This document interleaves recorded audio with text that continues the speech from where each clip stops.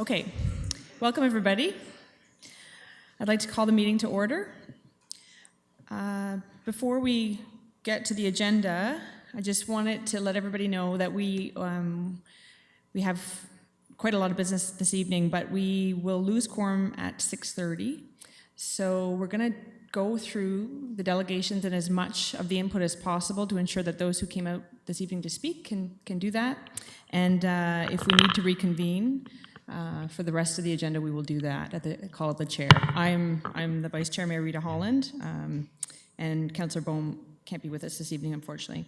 So first we need to approve the agenda. Do I have a motion to approve?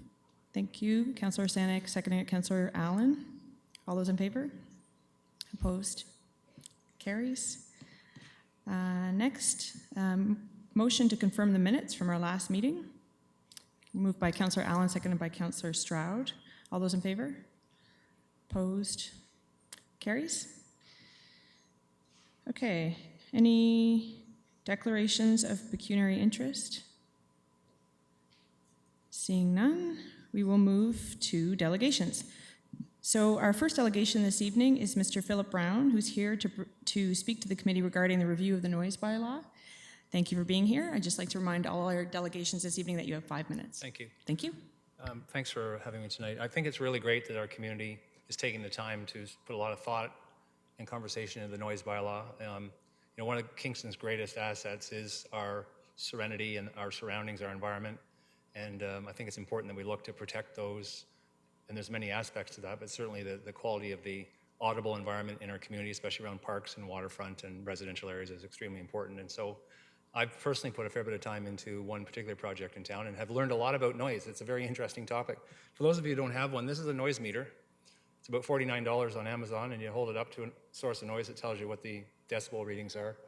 And you can download an app for $2 on your iPhone or smartphone, and it's a noise meter. And they're actually surprisingly close, but it gives you an indication of 30, 40, 50, 60, 70, 80 decibels.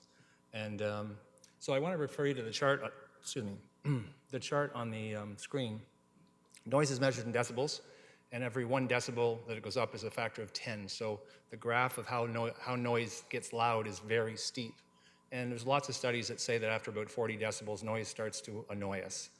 Higher is worse, and that there can be long-term health impacts on people who are exposed to noise, both in the residential, public, and or workplace. And of course, workplace health and safety has got a major focus on noise, from the fans that blow, the computers that whir, the phones that buzz, and essentially, it can drive people a little bit crazy if they're too focused on it.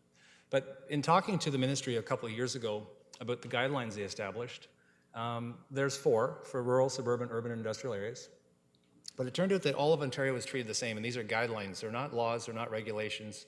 They're to be used essentially in each community as they apply to the community. So what's loud in Toronto, or what's not loud in Toronto, would be extremely loud in Kingston and even louder in Athens, Ontario. So 60 decibels in downtown Toronto is nothing, but 60 decibels outside in the street is really loud.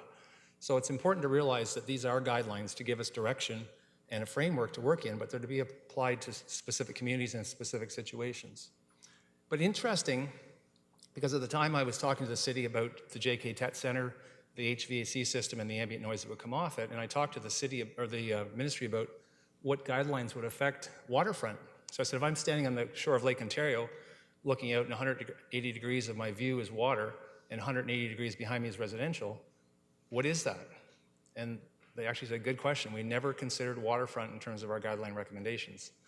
So to me, waterfront is more like rural than it is industrial or urban or suburban. And so that's why I'm here to talk tonight particularly about ambient mechanical noise on our waterfront. So as you know, we've spent a lot of time and money and energy on a masterful plan of Kingston's waterfront as a great gem of satisfying our citizens, attracting investment, attracting new future residents. And it's a great plan for the future with lots of great ideas and a major investment on the part of the city. We've got 280 kilometers of shoreline in Kingston. The question I put to the committee is, what do we want to hear there 5, 10, 15, 25, 50 years from now as the shoreline ultimately develops? And there's a list of projects there that some are already happening, some are going to happen, and there'll be many, many more in those number of years that will happen. And how do we decide what we want to hear there, and how do we preserve what we want to hear there? So back in, I think, 2014, I went to the EITP committee. This is the other committee, right? This is the policies committee, yeah. And EITP successfully sent a motion to council that council would reach out and seek to understand the best practices in Ontario for noise bylaws, noise control, noise in general. And I want to tell you that noise attenuation is neither expensive nor hard to achieve. There's lots of mechanical ways to do it. There's lots of physical ways to do it. It's not a mad science. It starts with cooperation, collaboration, and ideas. And even existing noises that are obtrusive can be attenuated somewhat with some pretty simple barriers that do that. I'm talking about mechanical noise in particular. So I'm here to ask you, as a committee, to protect one of our most valuable community assets from unnecessary noise pollution, namely consistent, persistent mechanical noise, particularly along our waterfront, or our waterfront walkway in particular. And I'd like the committee here to follow up on that recommendation to council to see if the work had been done to seek the best practices in Ontario, or if it can be done to seek the best practices in Ontario. And I'd like to ask you to send a new motion to council to seek to limit ambient mechanical noise to a rural standard on our shoreline. So that's a rural standard on our shoreline. So if you think about standing on the shore of Lake Ontario when you're looking out at calm, pristine water, think to yourself, is that more urban, more rural, more suburban, or more industrial? And I would put forward that we should protect the beauty, the aesthetic, and the audible environment of our shoreline, so when we walk down there 5, 10, 15 years from now and take a stroll, we can still hear the waves, the birds, the bees, the crickets, the cicadas, as we were hearing in September, and just the lap of the water on the shore. And that sub 40 decibel along the waterfront is about the level at which nature meets mechanical. Anywhere above 40, nature loses out, unless there's a big wind or a big storm. So that's my ask tonight.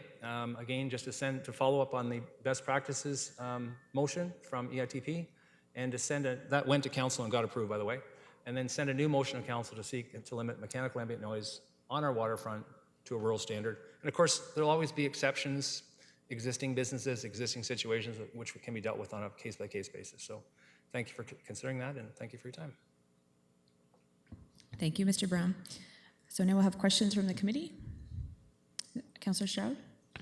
Thank you, Madam Chair, and thank you for your presentation, Mr. Brown. I know you have the noise meter and you have been using it, and I'm wondering where the ambient traffic noise on King Street, where it goes along the waterfront near your property, what is that by the time you get down to the water in that area? Have you been able to ascertain that? I haven't been actively using the noise meter. I was using it at the time when we were doing the TET work. And by the way, I do want to, just since I have the mic, commend the city and the TET project management folks for the cooperation and collaboration we've had. We're not quite where I think we can get to yet, but there was money spent and time and energy put into to reducing the noise of the TET HVAC. So it did demonstrate that, you know, one guy can get up here and talk to the city and talk to the commissioner and talk to the staff and make awareness. And at the time, the city did not even own a noise meter for themselves.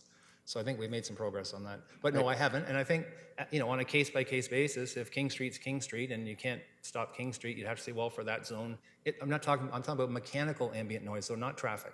Right. These are installed machines. Right. So you're also not talking about like jet ski noise and things like that. Well, you know, it's interesting in the guidelines. What they talk about is sort of spikes, right? So every environment is said to need to expect X number of spikes to certain decibel levels per hour. So planes going over, ambulance going by, jet ski going by. So nobody expects, you know, this is the harmony of nature and man working together, and you can't expect a single note or we wouldn't have a harmony like an orchestra. So, you know, you have to start adding in, okay, what about this, what about that, to see if you can come to a fully rounded exploration.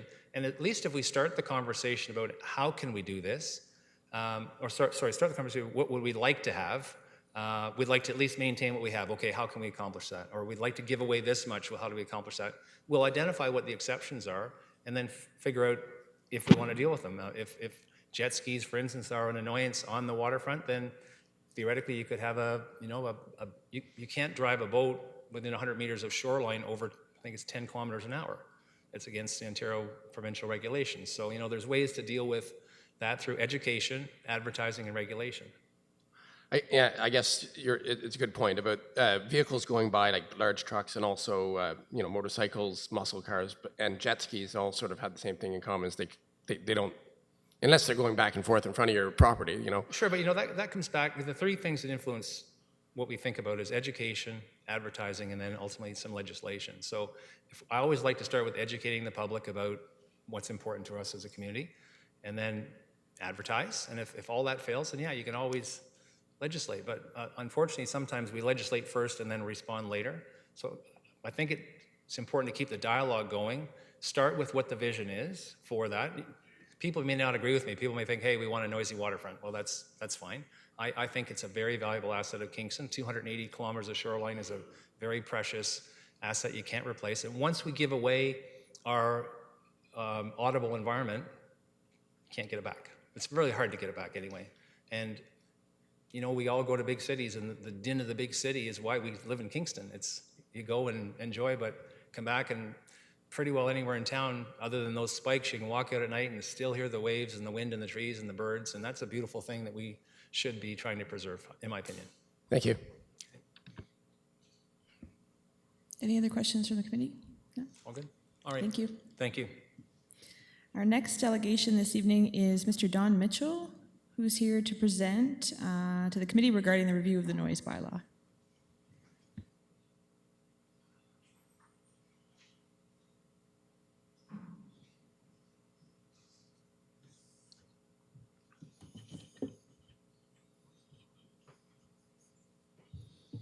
Just before you get started, I just want, for anyone who's looking at the agenda here, Mr. Mitchell's here on behalf of Mr. Monahan. Thank you. I'm here to support my neighbors, various homeowners who live beside West Campus. Noise from that Queen's multiplex of fields always carries off-site to residential homes. Amplification is heard at the Kingston Centre. For many on Oak Ridge or Young, the consistent acoustic yells and shouts peak more invasively than whistles. So, on behalf of Susan Reed and Tom Moynihan, who are unable to attend this deferred proposal, I've agreed to comment alongside their reasoned submissions. Truthfully, like so many neighbors today, I'm resigned. It's unlikely that any individual possesses the ability or leverage to compel you to care about development's significant and negative impacts on their homes. Fracture for me came here as I witnessed Don Chipley tell council emotionally how his Yonge Street home was now being subjected day and night to noise over successive days lasting weeks. He spoke of a new intensity of noise, shouting from soccer camps, and late-night FC usage unlike anything he'd experienced before on his property. City staff opined, it's our understanding that the use of the South Fields has not changed. Further, the exemption request does not include the West Campus South Fields, therefore it's not related. Use had changed, directly linked to the exemption request as part of the strategy to distribute the impacts. Insult to injury when Mr. Chipley called bylaw staff, inexplicably he was told the South Fields had an exemption. And then person by person, eventually we all stopped participating. Why care? Airport, power play, St. Lawrence, Queens, who cares? But proximity. Proximity. Ask what's improved by this bylaw rewrite. Permissions improved. How about compliance? Measurement, protection, enforcement. This report underplays that residents near West Campus resided in a peaceful neighborhood balanced until 2012. Few, if any, noise bylaw complaints. Inadequate planning, new development, and subsequent programming delivered substantial impacts from unshielded lights, point-loaded intensity, increased capacity, loud amplified music, commercial-styled operations from institutional land. Complaints began. Queens avoided. Then a low-profile permanent exemption was attempted. Our city unable to enforce. Institutional obfuscation. Queen's University, at times, is a lousy neighbor. A bias separates the public as minor stakeholders. The most impacted with the closest proximity and the heaviest duration to all collective noise receive marginal consultation. It was a strategic, filtered, diluted, and unprofitable compilation that's flattened by the majority who don't live in close proximity to noise. Stemming from this legitimate desire to understand the experience, you'd think staff would have a working session with residents who live in close proximity to the noise to understand issues of repetition, magnitude, and ungoverned impacts. It would have crafted a more equitable recommendation. I quote, "At a minimum, equipment and training would cost in thousands of dollars, thousands, tens of thousands, hundreds of thousands, thousands of dollars in order to enforce quantitative noise maximums. But where's the reasonable investment in protection for homeowners?" 30 seconds. That's what's missing for me. There's nothing in this that has reasonable protection for Don Shipley, for Susan Reed, Tom Moynihan.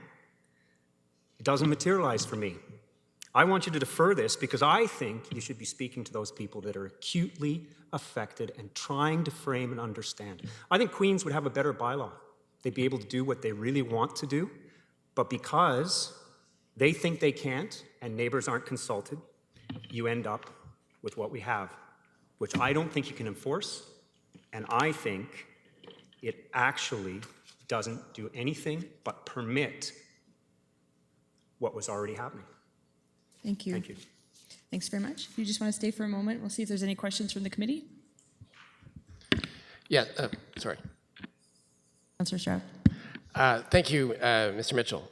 So you're recommending deferral for a meaningful public consultation with the residents most directly affected, or anyone that comes forward, specifically around the high intensity noise area of Richardson Stadium and the West Campus Fields? I think there are specific areas in Kingston that have a problem, and I think what we do is we try to deal with these situations in some massive scale that then dilutes what are really genuine concerns. And I think there are simple things you can do. And I think that there is no governance on West Campus, which is 5 fields, that became an artificial field from a parking lot, which was a great choice. But when the programming changed, residents noticed right away. And I think we've come a long way since then. But I still think you need to defer this because I think you need to go to those actual residents and try to understand what it's like. I mean, Don Shipley woke it up for me. You can say what you want about the rest of us going over the top and writing emails and all the rest of it. Maybe there's stuff I regret. But at the end of the day, and when I wrote you about the airport, it was a similar thing. It reminded me of what we did. You don't get to the actual issue. It ends up being 2 sides and a conflict. And I think all they're really looking for at West Campus is some level of governance, a governor, whatever you want to call it, but some way of saying that 365 days a year, every stat holiday from 7 in the morning till 10:30 at night, and of course there's going to be infractions. There was before, there will be that now. It's going to go later. Stuff's going to happen. But that's what people don't want. I think that's what Don Shipley didn't want. And I personally, the only reason why I'm standing here today and I agreed to do this was because I believe Don Shipley wasn't listened to. He had a legitimate issue. The only one who listened to him was probably Leslie Delsin because Queens reached out to him. But I don't feel the city listened to him. And I think the bylaw should be crafted on listening to him. Thank you. Well, I listened to him and voted against the noise exemption. But you're right, council went ahead with it. The question I have has to do with the hours. Do you think that the Shipleys and the others involved would be satisfied with different hour parameters earlier than 10:30? We've never discussed the hours. My personal opinion is, I think on the survey I said, I mean, there's got to be whistles. You can't use the fields without the whistles. And I personally didn't have a problem with the time. But the time opens up a huge period of time, day after day after day, where stuff can just in succession roll out over these people's homes, and there's nothing to stop that. There's nothing in the language or anything to stop that. It's like, I don't know, designing an engine that you're just going to allow to race as fast as it can. And maybe it won't right away, but eventually they're going to want to use it. Eventually they're going to want to do different things. Eventually they might want to use 5 fields at once, whatever, you know. And what Don Chipley got was an excellent strategy to try to spread out the use, but it point-loaded his property. He got it. I don't remember exact details, but it was like 14 days in a row, morning and night, screaming and yelling for the soccer camps. And then in the evening, games with adults, shouting. One of the early mistakes about this was that acoustic noise wasn't considered because it did get obscured. What happened was we started talking about amplified. But what started this whole thing, in my opinion, was that lacrosse, 2 incidents. Lacrosse players were playing late at night, around 11 o'clock, with expletives flying through the air, and some neighbors didn't like it, so they complained. And my understanding is either that one or the other one bylaw supported. The other one was a car driven on the field with the headlights turned on, playing late at night. That's what actually started this. You know, it was a couple of neighbors that complained. And bylaw, in at least one case, said, you're right, there's a legitimate, but we can't enforce it. And I understand, I totally get that. We can't enforce. How do you enforce that? You know, like, but the reality is we've got to find a way to protect the homeowners, to minimize it. I'm not asking you to stop it, I'm asking you to minimize it. So the times, coming back on topic, the times for me were not as big an issue is there's nothing to stop intensity and repeated use. But there's also nothing to allow queens to legitimately apply for tournaments that they want to apply for, because we never went that specific. I think the gentleman before me said something about creating a legislation first or whatever. That's what this feels like. It feels like you're trying to create a document that then we're all going to fit into. So back to your... Sorry. 2 questions for each councillor. We don't have a lot of time this evening. So that's it for that question, Councillor Stroud? Oh, okay, thank you. Any other councillors? Councillor Zanuck? Thank you. Yeah, my question, and I think maybe you just answered it, was, is it mostly, is it the start time and the end time? But then you were saying it's not really even the time, or did you just say it's not really the whistles, it's the intensity of use that's not considered in the bylaw? My neighbors sent in submissions that would tell you a different response than I would say. There is concern in our neighborhood, and I know that there's planned late night games already talked about with Queens. The first game of the season would have been at night, but it's not. There is concern, and I think there's easily 35 young children on my street. There's probably 70 between the 2 streets of Oak Ridge and Gibson. There are a lot of young families, and in particular, Kingston FC's amplified music was very invasive to those people. But most of us are not directly adjacent to the field. So people that are directly adjacent to the field would tell you that after 9 o'clock bothers them. People who aren't adjacent to the field, say a street over or on the other side of the street, might give you a different response. But when you amplify the Canadian National Anthem, although hopefully that wouldn't be at 10:30 at night, but when you do announcements, those carry unbelievably well. And I have sat at the Kingston Centre and heard the game, the noise, the amplified noise from the game. You know, so that I think my answer would be that I am less concerned between 9 and 10:30. I think Sue and Tom's answer, being adjacent to the field, would be that it does concern them. And through consultation, maybe you can figure it out. Thanks. So not so much the start time, because we're moving an earlier start time, I think, on Sunday morning. So the start time's not so bad. It's more the end time, which is that 10:30 extension of 1.5 hours. Yeah, I would say weekdays, the city life starts at 7 a.m. on weekdays, construction workers, everything, right? So I don't think that's a concern. I would say that a mild concern of mine, actually what I think is probably my right, is that every stat holiday, dinner time on stat holidays, sitting out on my back deck, where the sound bounces off my neighbor's 3-story house and down in my back. It'd be nice once in a while not to have every day something going on. So there may be some residents who again, it's not 7 a.m. start time or an 8 a.m. start time. I think it's probably the fact that it could be 15 days in a row. All right, thanks for that information. Any other questions from the committee? Okay, seeing none, thank you. Thank you. So our next delegation is Leslie Dalson, Executive Director, Athletics and Recreation, Queen's University, and Denita Arthurs, Manager, Athletics and Student Life, St. Lawrence College, who are here to present to the committee regarding the review of the noise bylaw. Good evening, and Mrs. Chair, members of the committee, thank you for allowing us to present tonight. I'm Leslie Dalsin. I'm the Executive Director of Athletics and Recreation at Queen's University, and I'm joined by my colleague, Denita Arthurs, the Manager of Athletics and Student Life at St. Lawrence College. We're here tonight to speak briefly about the review of the noise bylaw and the recommendations being considered by the committee this evening. Let me let my technology catch up with my talking here. Both St. Lawrence and Queen's are supportive of the recommendations proposed in the report with respect to the sports fields. And we thank Don for his comments and appreciate the concerns that he's expressed.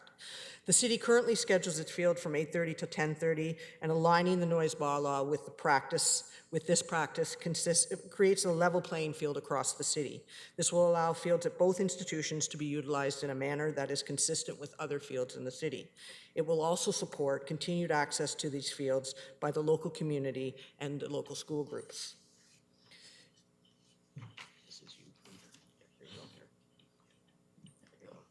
Queens and St. Lawrence are both committed to supporting access to sports and recreation on our fields for the health and wellness of our students as well as our surrounding community.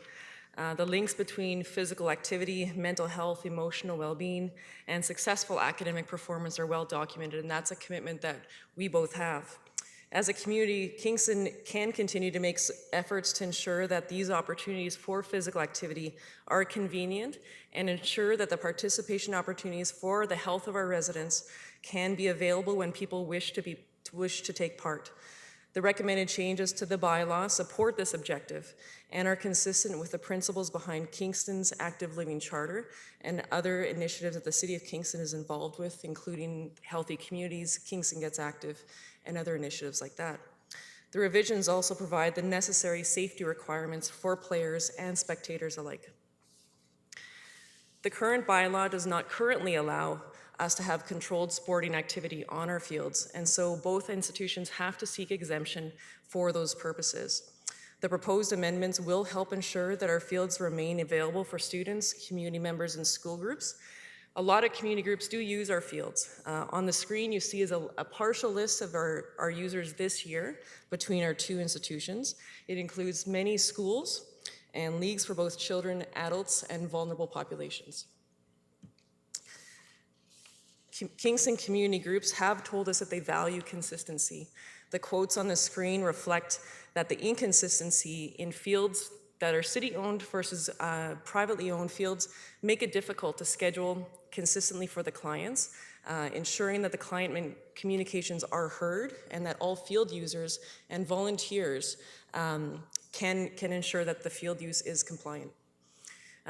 It also speaks to the need for amplified sound for safe sport, and that the current bylaw does not currently allow us the opportunities of participation that other children and other communities are receiving.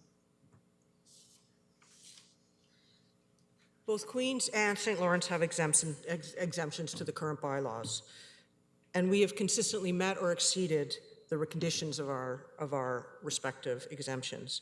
We've also taken additional steps in our outreach to our user groups about their responsibilities on the field. So not only our teams, but our user groups are also complying with our exemptions. And we've communicated and collaborated with our neighbors, responding to concerns and striving for an acceptable balance that meets the needs of our programs while respecting our neighbors and our community. And I should point out that we've had no complaints in the last 3 years. This is about a balanced approach, and it talks about what we can do versus what we do. And so I very much take into consideration Dawn's comments about intensity. It is definitely an issue, and it's definitely something that we've heard. But because we have the right to do it, doesn't mean that we have done it. We do not schedule repeatedly, day in, day out, for 18 hours a day, playing on the fields for 7 days a week, for 7 days a week for every week in the month. That's not what we currently do, and that's not our current practice, and it's not intended to be our practice in the future. Both of our institutions remain committed to working closely with our neighbors as issues come up, connecting with them after events to make sure that both of our parties are well served by the functions that we provide. And we're committed with working with the city and the broader community on these recommendations of the noise bylaw. We've appreciated being part of that consultation process. We feel heard, and we thank you for the opportunity to participate tonight. We are happy to take any questions. Thank you. Any questions from the committee? Seeing none, thank you very much. So next I would like to ask Councillor Osanek to take the chair for a moment. Sure, I take the chair and recognize you. Thank you. I'd like to make a motion that we waive our procedure bylaw to allow Mr. Pietka to speak to the committee regarding the review of the noise bylaw. Do I have a seconder? Seconded by Councillor Allen. Seconded by Councillor Allen. Okay, all those in favor, put up your hands, and it carries. Okay, so we have our third delegation tonight then, can come up, and you'll have 5 minutes once you start talking.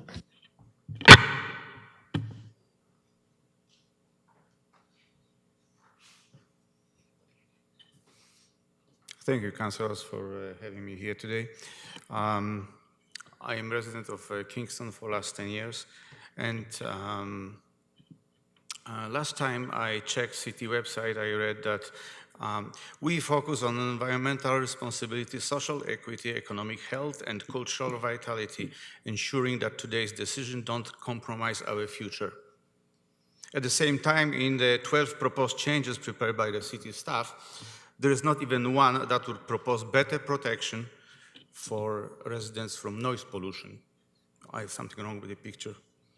I would like to focus on proposal number 9 and 10 of the staff report, proposal that would permit previously not permitted noise pollution coming from sport fields. I live just across St. Lawrence College sport field. The sport field is equipped with some 800 seating spaces and night lighting.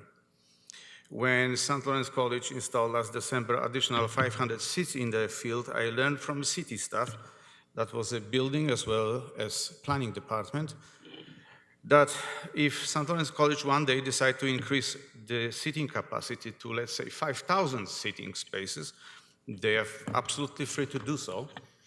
Apparently, city is not regulating seating capacity on the sport fields such this. Councillors, by accepting the proposal, you would permit yelling, shouting, whistling, and amplified sport announcement right outside windows of my home, and I am only about 30 meters from St. Lawrence College sport field, right across Portsmouth Avenue. The noise would be generated from early morning till late at night, and this is a really scary vision to me. Well, I look at it looks as if St. Lawrence College is trying to create its own version of Richardson Stadium on the property. And city will not be able to control this slow transformation in any way if staff recommendations regarding noise bylaw will be allowed. Councillors, there is existing bylaw. The existing bylaw encourages, among other things, two important concepts: accountability and respect for neighbors. If under current system noise exemption permit applicant would abuse its temporary right to create excessive noise, then the next time such exemption might not be granted. Applicants know about it and do whatever they need to do to be able to receive another exemptions following year. Let me give you an example. Last year, St. Lawrence College had an event and the organizers really cranked up the amplifiers. Noise was heard 4 blocks away. This caused complaints and the city bylaw officer issued warning. As a result, organizer immediately lowered volume of the amplifiers. At the same time, at the same event this year, St. Lawrence College last year lesson, and amplifiers were kept at acceptable level. Everybody had a great time. There was no complaints, and I actually contacted St. Lawrence College and expressed my gratitude. End of the story. Existing bylaw for amplified noise works, don't change it. So that's one thing. The other thing is in the report on page 15, there is a proposal on restriction of volume of amplifier, but it is so silly and so vague that it's totally worthless and unenforceable. I'm surprised city staff came out with such a nonsense. Other cities offer much more protection, stipulating, for example, that the noise would not be kept higher to more than 5 decibels above the background level. That might be a solution. I guess the bottom line is such that currently on St. Lawrence College sport field, which I watch every day, young people playing every single day, and lack of amplified noise is not preventing residents of our city from having great time and great and healthy time.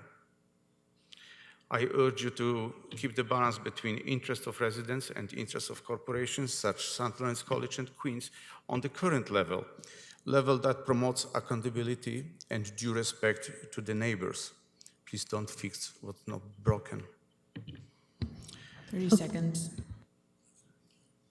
30 seconds, please. Okay. I'm almost finished. Just had a thought that allowing amplified sounds means departure of sport fields from health and wellness domain where people participate in sport into entertainment domain where people are watching other people's play. Question is, do we want to make entertainment place out of St. Lawrence College sport field? Thank you very much. Thank you. Any questions from the committee? Okay, seeing none, thank you. Thank you.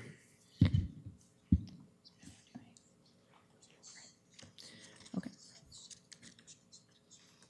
Okay, so next on the agenda is business. And I'd like to ask Commissioner Hurdle if you'd like to speak to item A, review of noise bylaw.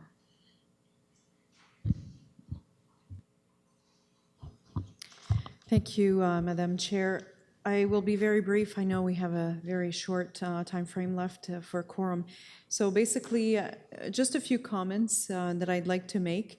One is that this bylaw applies across the corporation, so across the entire city. It's not just a bylaw that's applicable in specific areas around very specific fields, for example.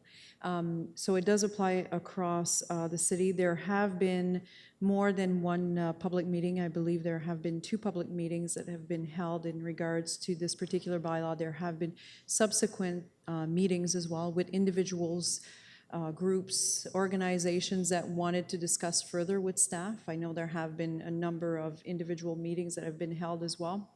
So there has been time put into this. There's been also a review of other municipalities. So you do have in the report some information on other best practices that were researched across Ontario. So I think I will leave it at that and probably will be taking questions from members of the committee. Thank you, Commissioner Hurdle. Next, we'll have questions from the committee. Councillor Stroud? Yes. Question to Commissioner Hurdle regarding the public consultation piece is because one of the delegations, Mr. Mitchell, was saying that we should defer for meaningful public consultation with the people directly affected by these exemptions, or the new rules, I should say, if the making the exemptions permanent, essentially. Do you feel like that public consultation has already taken place? Through you, Madam Chair. So there's definitely been public consultation, and staff have been open to meeting with anybody that wanted to provide more input and be more engaged. I would say that if we are going to go down the road of extending and specifically targeting certain neighborhoods, we shouldn't limit it to individuals that live around Queens and St. Lawrence. We should look at our own city fields, for example, Woodbine, where we do get regular complaints. So maybe we need to look at implementing different rules for our own city fields. But I think before we go down that road, maybe city councilors would want to also know what kind of implications it would have for different users and soccer clubs in terms of their schedule. So I want to make sure that if we are saying we're going to expand the consultation significantly, we're not only targeting certain institutions, but we're also looking at it very broadly, and we're also prepared to look at what kind of implications this could have for the city, because right now the city is exempted from its own bylaw, and it's not creating really a equal playing field. But I do believe that staff have made an effort to reach out and have been open to talking to anybody that wanted to provide additional input. So I guess the follow-up would be if we were to ask for a delay or deferral to allow for anyone in the city to come forward regarding both this bylaw that applies to non-city fields and the activity on city fields in a general sense, with the purpose of actually trying to finish the dialogue and come to some consensus of what are the fair rules that ought to apply. Is that something that you think would be productive and feasible with the timelines of what we need to do with this report? So through you, Madam Chair, there are no specific timelines in regards to this report. We've indicated that any of the current exemptions would continue to remain, obviously. So I believe those would carry over into 2017 anyways. Having said that, I want to make sure that it's clear that if we're being asked to do more consultation, it's not because we haven't done so and people weren't allowed to talk to staff. And I'm assuming that we would open the dialogue up to anybody, like we have done in the past months. So we wouldn't necessarily go and reach out to specific individual particularly, but we would want to open it up. So we can do that. I just want to make sure again that if we do that, we're remaining open and objective in terms of the ownership and the different uses of the field, and we're not necessarily targeting specific institutions. Thank you. Councillor Allen? Thank you, Madam Chair, and through you to staff. Reviewing the report, it's obvious that there was some broad engagement that took place. A very good participation for an online survey at the city. We've seen some that don't break 100 responses, so that's nice to see and important to see. I'm not sure if we know if we got a broadly representative user base from that, because it could have been, I'm not sure how we reached and who we reached with that survey. So, and that there were public meetings and that there was, and I think that makes sense. I guess looking at this and looking at the best practices at other cities, that those are kind of key informative factors that kind of went into this policy building. And you can see how that directly applies in terms of consistency with other municipalities, as well as the justification of the responses in the survey. When I think about things from a planning perspective, with my planning hat on, we go through, when we go through a zoning bylaw amendment or a site plan, we look at sensitive receptors in the areas of specific places. And this obviously is a broad policy, but we don't necessarily have consideration. And I almost think that, I don't know if the noise bylaw should be this, or if it should be something that we consider looking at from a site plan or perspective for fields that we have that have sensitive receptors next to them. Because Councillor Allen, sorry, we're just doing questions for now. So do you think we should be taking into account some sort of sensitive receptor study or approach to this?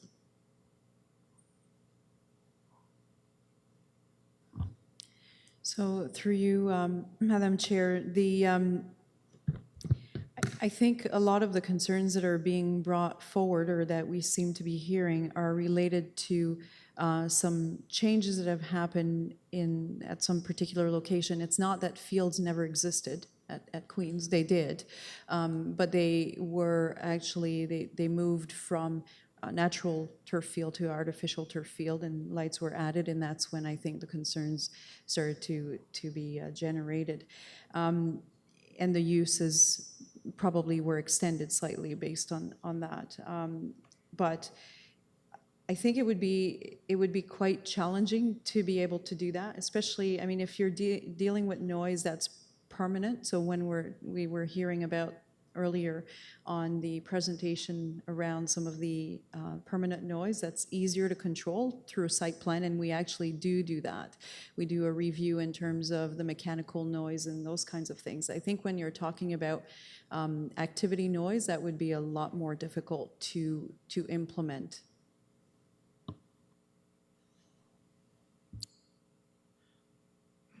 Any other questions from the committee? Okay, seeing none, we'll have questions from the public.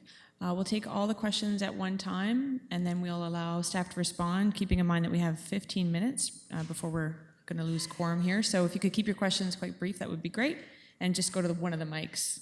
We'll start with Mr. Dixon. Okay, thank you, Madam Chair. So Frank Dixon, Williamsville resident.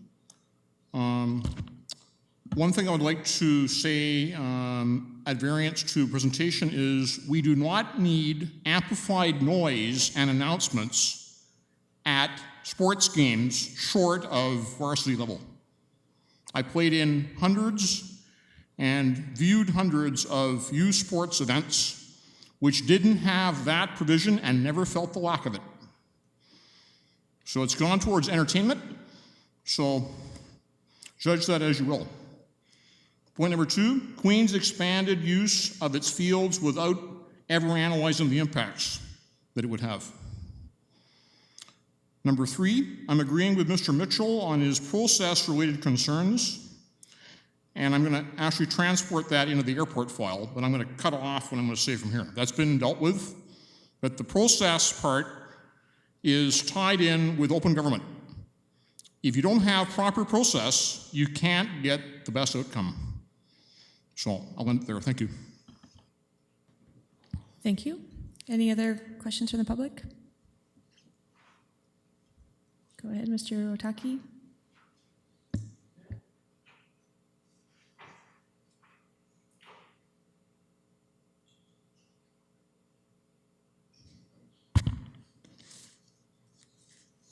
Thank you, Madam Chair. I guess I have a couple of questions. One is for staff, and it's with regards to the matrix of municipalities and regulations that they have, et cetera. One column that isn't that's missing is proximity. Proximity of the nearest residences to fields in question. And primarily, I guess I'm thinking in terms of high-use fields, and those tend to be the artificial turf fields. But Woodbine Park, I think, is another example where there is high use. And I'm just wondering, I think it's important to consider whether the municipalities that we have on this list have within their policies policies with regards to proximity of these types of fields to residential areas. And the reason I ask that is because according to earlier reports prepared for this council, there was a report ARCP 09029, and it states that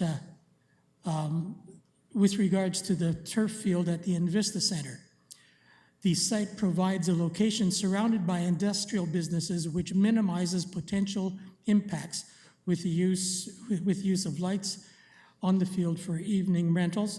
The use of fields with lights could cause negative impacts on residents should it be in a residential area. And clearly, the same could be said about, they were talking about lights in this case, the same could be said about noise. So in that case, that field was specifically placed where it wasn't going to be affecting residents.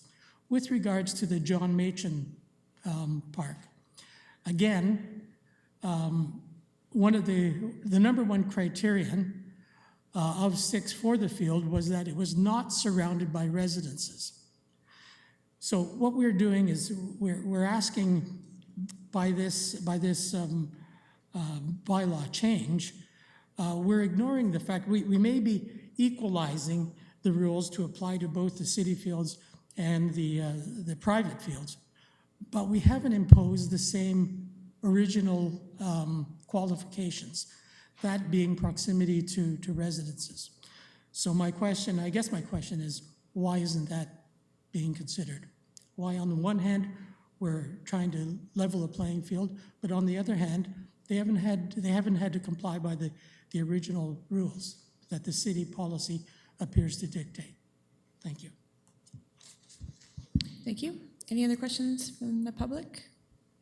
Okay, seeing none, we'll hear from staff for approximately 5 minutes.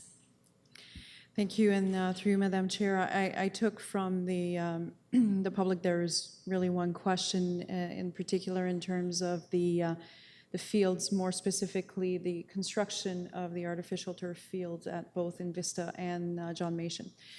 So there is no city policy that dictates that those fields must be built in areas where they're further away from residential. We do not have necessarily any policies that dictate that.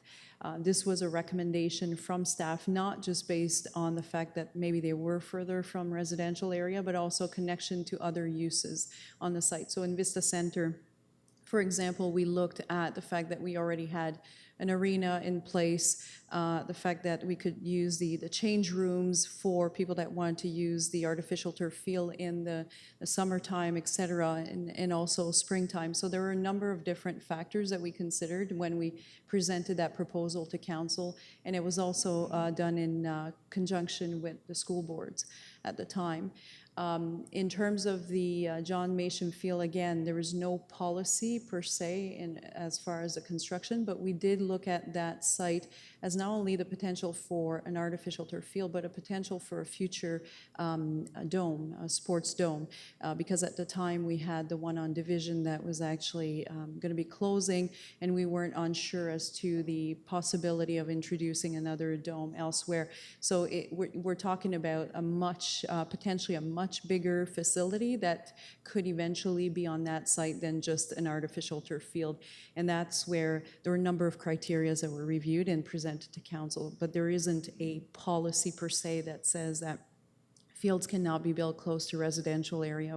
Like I said, we have Woodbine that is very close. We get complaints as well from McBurney Park in terms of usage of the rink for noise purpose. So those things would all have to be looked at, and maybe, you know, if council wanted to go down that road to start setting some more restrictive time for usage in parks. Thank you, Commissioner Hurdle. So we have a recommendation. Do I have a mover? Put this on the floor. Thank you, Councillor Stroud. Seconded by Councillor Osanek. So any discussion from the committee? Councillor Stroud. I would like to move to defer this item for the purpose of inviting input from the public and including a communication strategy to reach out to so that it's a meaningful invitation citywide on along the lines of what the conversation with Commissioner Hurdle was earlier. Defer to the next administrative policy meeting, or as long as it might take. I guess that's debatable.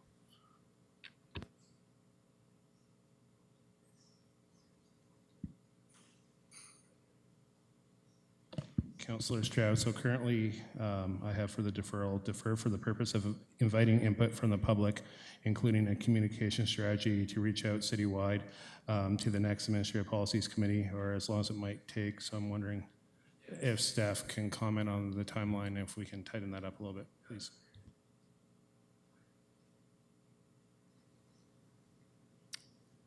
Through you, Madam Sorry, Chair. Commissioner Hurdle.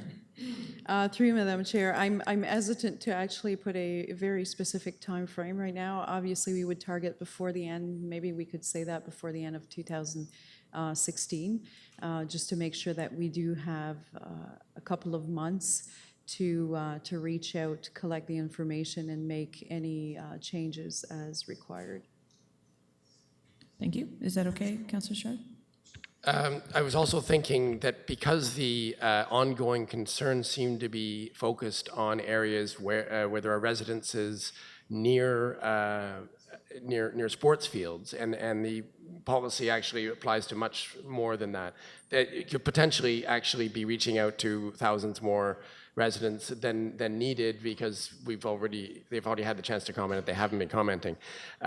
So perhaps. Not that we need to change the wording, but perhaps staff could target their outreach to those areas where there are residences near sports fields. Commissioner Hurdle. Through you, Madam Chair. Yes, we would definitely, I think, target certain areas of the noise bylaw. I think that there are a number of provisions in the noise bylaw that don't seem to be a concern, so we wouldn't spend really a whole lot of time reaching out on those particular sections. Thank you, Commissioner Hurdle. So the motion that we have is moved by Councillor Stroud, seconded by Councillor Osanek, that we defer the recommendation for the purpose of inviting input from the public, including a communication strategy to reach out citywide with a focus on residences near sports fields, and return to the committee before the end of 2016. Councillor Stroud. I think we should remove the city, including a citywide communication strategy. Leave that implied that there's a communication strategy that will be necessary to outreach, to communicate, right? But citywide is not the right word. I realized after I said that really it's just the areas within residential areas with sports fields where we need to have a communication strategy, I guess. Yes. Okay, thank you. So we have a motion to defer. It's been moved and seconded. Any other comments regarding time and place? Osanek. Yeah. Okay, yep. We're going to read it again. So just for clarity, again, the recommendation is defer for the purpose of inviting input from the public with a focus on residences near sports fields, and return to the committee before the end of 2016. End of 2016, so.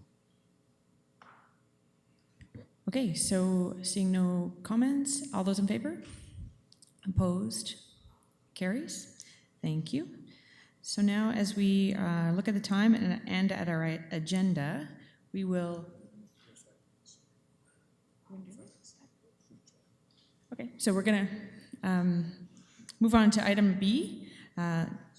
First, we need a motion to Councillor Osanek to resolve this committee into the Board of Management for Rideau Crest Home. So it's moved by Councillor Osanek, seconded by Councillor Allen. All those in favor? Opposed? Carries. Thank you.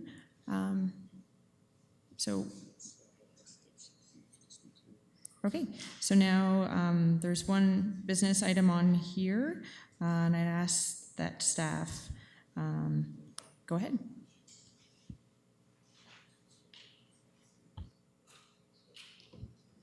Given the amount of time that we have, our report contains information from June 11th to August 18th that you received, and we're just wondering if you have any questions. Thank you. Any questions from the committee? Seeing none, there are no questions. Okay, thank you very much for being here.